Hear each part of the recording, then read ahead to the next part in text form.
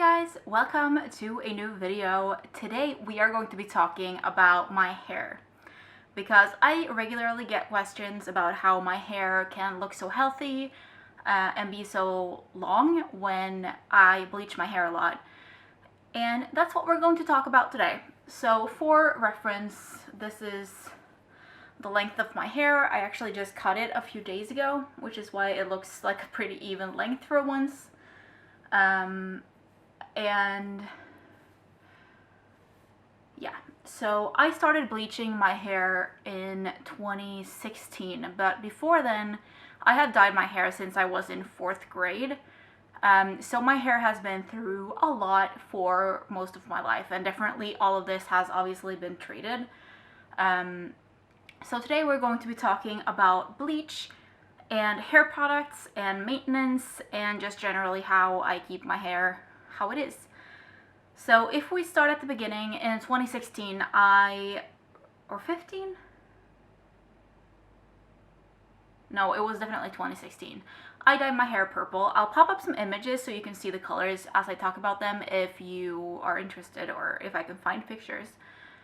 So in 2016 I wanted to dye my hair purple, and I had tried in the past with bleaching it at home once and it did not go well because I had box dye in my hair because when I lived in Disney I wasn't allowed to have any regrowth, so I had to dye my hair constantly all the time, and I was more of a reddish toned brown when I was in Disney as it went well with my freckles. And dyeing it over and over and over again, it does take more than one time to bleach for everything to get out. So I basically had roots a little bit longer than what I have now. My roots were really light blonde and everything else was super bright purple. And everything else was super bright orange. It was not a great look, and I think I bought crazy color to put over top of it, and my roots went purple, I guess. Not a great look though. And then everything else basically turned brown because orange and purple are complementary colors that even each other out, which meant that my hair in the length basically went back to brown, and then I had blue purple roots for a while until I just dyed it back over with black. And then it took a while because going to a hairdresser is expensive. Hi. Hi. Hi. Yeah, the prostad. Yeah, the prostad. Going to a hairdresser is expensive, and I wasn't sure if I wanted to spend the money on that. So it took a while, and I thought it over, and then eventually I did. I went to a hairdresser in Oslo, and it took 3 hours, I think, to get my hair blonde. It was very yellow tone, but I was going purple, so that wasn't really a problem. She wanted to do like a gloss or whatever to get it whiter, but I didn't care because I was going to dye over it anyway.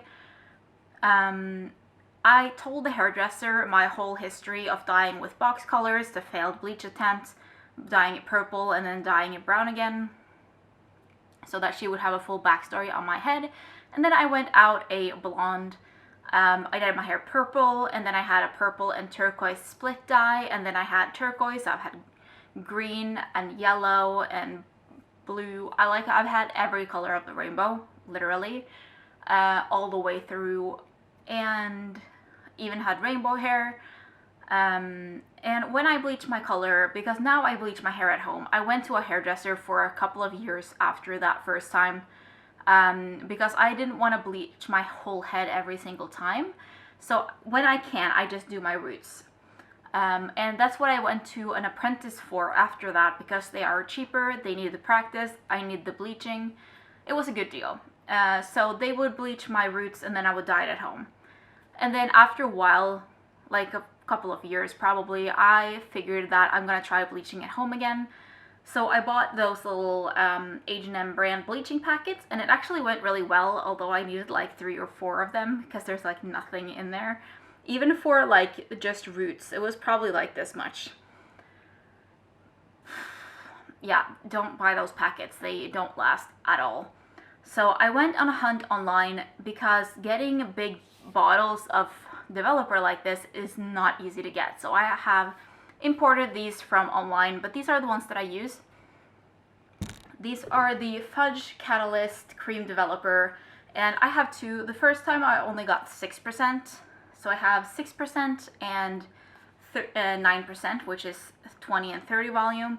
This is more than enough for my hair. I usually use the 6% and then I have the 9, just if I'm doing my roots or if my hair is darker or if I'm doing someone else's hair. I also like to use this for bleach baths because it gets a little bit more powerful than using the 6%.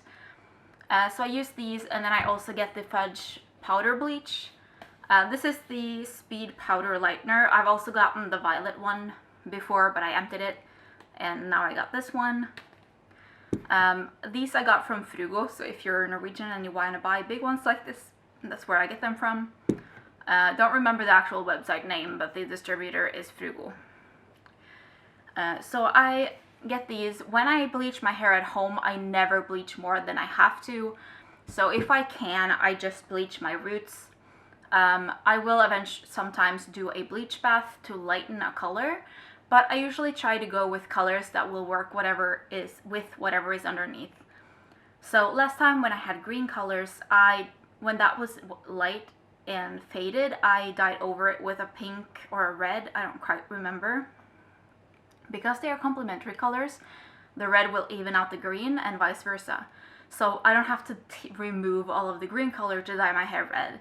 And then red fades pretty easily for a lot of people, and it will end up like this. You can see the top of my head still has some tint. I'm still working on that, which is why I haven't dyed it up yet, because this is a little bit lighter than I would usually prefer to go. Red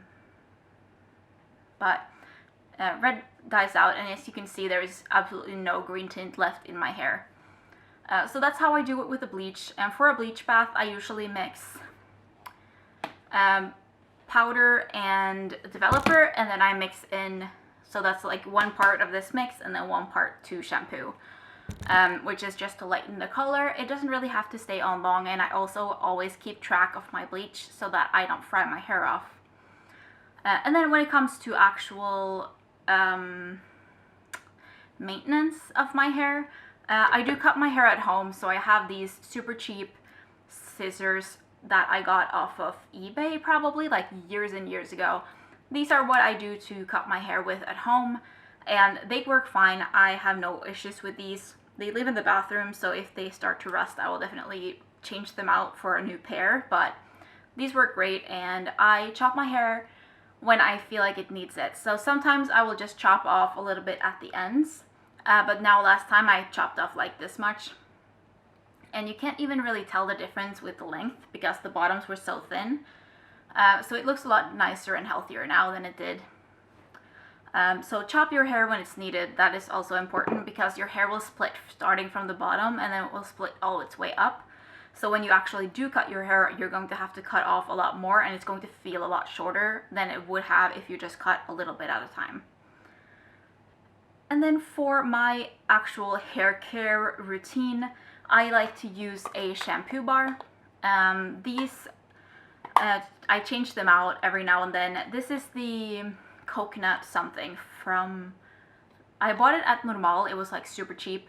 I really like this one because it foams up very nicely. The container I have is from Lush because the first one that I bought was a copperhead from Lush, which is what was most suited to my hair. I really like that coconut one though, but I've had troubles finding it again. I also have regular shampoos that I use for my bleach, and if my hair is really greasy, because sometimes I will use a treatment like this. This is the Lee Stafford Coco Loco. This is a coconut balm, which it's basically a coconut oil. This is what it looks like, and I just like to put this in my hair if my hair is feeling kind of like it needs a treat. I'll put it all in my hair and then braid it or put it in a bun, and then I'll sleep with it, and then I like wear it for probably like 12 to 24 hours. And when I'm removing this, usually a shampoo bar is not going to make the hair clean enough, so I'll use a regular liquid shampoo then. But other than that, I usually use a shampoo bar. This one is a really nice. I also have some regular coconut oil, but I'm gonna finish this first because I've had this for years. And then I also have a regular conditioner. I don't really use deep treatments very much, but I do have this. Can you tell I like Fudge? This is the Fudge Color Lock Conditioner. Lock in and defend your color, protect color for up to 25 washes. This is the liter one, and I got this from Lux Plus, I think is the website. And yeah, I picked up a couple. This is the second one. I just opened this one. And this is my all-time favorite conditioner. It is amazing. And I just have some little travel containers that I put this into if I'm traveling, so that I don't have to bring this huge thing with me.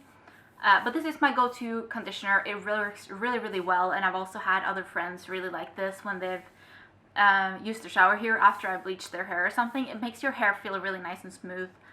And yeah, like I said, I don't really use like a hair mask very much. I will buy one every now and then, but I don't have like a go-to that I'll come back to all the time. And then for my after shower treatment, I use a leave-in cream and a hair oil in my hair when it's still damp from the shower, and I will mix these two together because I don't feel like the oil does very much on its own, and I feel like the leave-in cream just makes my hair crispy, which I don't like. So I mix them together in my palm, and then I scrunch up my hair with it. My hair is fairly straight, as you can see, not a lot of wave or anything. So I'll like scrunch this up with it to get a little bit of texture, and it works really, really well. I have repurchased this twice now. I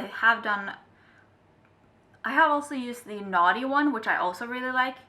This one is cheaper and it does the same, and the pump actually works really well. So I just keep using this one, and also the Inecta ones. This is the avocado one. The last one I had is the coconut one. I love the scent of coconut. And then sometimes I also use a detangling spray, which I have here. This is from the Body Shop. And this is the Rainforest Radiance Detangling Spray for colored hair, which has no silicones, no colorants, and no parabens. And it's basically just a spray with a UV protectant, and I can spray this in my hair if it's a little bit frizzy, or if I have a brand new color that I'd like to protect from the sun, I can use this. And then I also have my hairbrush.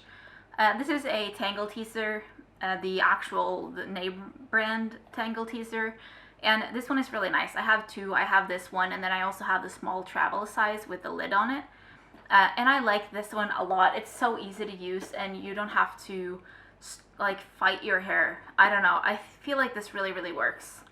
So I highly recommend this as well. As for my actual hair color, I always use semi-permanent colors, which will wash out, which means that the colors are usually just a conditioner base with a pigment in it. So it doesn't actually penetrate all the way through your hair like a permanent color would. It just stays on top, which is why it washes out a little bit every single time you wash your hair. And that is also the safest and also the least harmful way to dye your hair. Obviously, I bleach my hair, which is damaging enough. I don't need any other things, and also it's a lot easier to remove if you get sick of the color. So semi-permanent colors all the way for me. A good set of bleach goes a long way. Don't use any stronger bleach than you need to. Don't leave your bleach in longer than it has to. Cut your hair when you need to. Use a treatment when your hair is dry and frizzy and nasty. And use a good shampoo and conditioner that has great ingredients and actually leaves your hair feeling good. Not just in the shower, but also after the shower. And find a good leave-in treatment combination or just a treatment cream that you like, and that will help your hair stay nice and healthy. Also, when you brush your hair, don't brush all the way down like this if your hair is tangled, because you will rip your hair out. So when your hair is really tangled, you want to start at the bottom like this, and then you want to work your way up while you are brushing.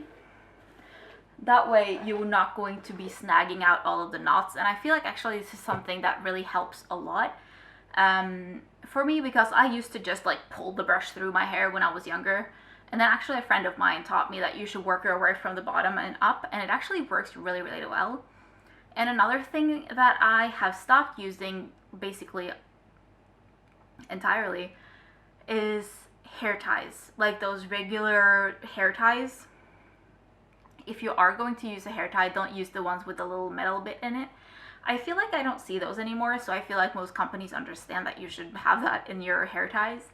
But the really tight ones will rip out your hair, so I like to use either a clip or a scrunchie when I'm putting my hair up, because it is the least harmful way that I can do it.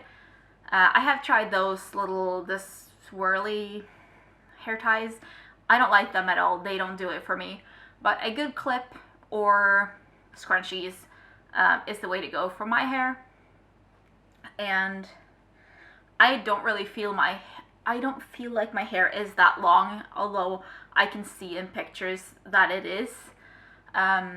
But I have cut my hair, like in 2018, I cut my hair up to here before we were going to London. So that was, I think, in February. Cut my hair up to here, and then this is all like new growth after I had chopped it and all like that in the past 3 years. So my hair, I think my hair is, I have a lot of hair, but I don't have really thick hair straws, which is something to consider when you are planning for your own hair process, because bleach will obviously affect different hair types differently. I also have a pretty cool colored brown as my base color, or my own hair color, which is also easier to bleach because it basically just goes white. Like, it doesn't have a reddish hue after I bleach it, because I don't really have any warm pigments in my hair. But yeah, that is, oh, I have a knot. I am gonna stop rambling about my hair. I hope you enjoyed the video. If you found this helpful, please leave a like, subscribe to my channel if you'd like to see more videos from me, and I will see you guys in my next one. Bye!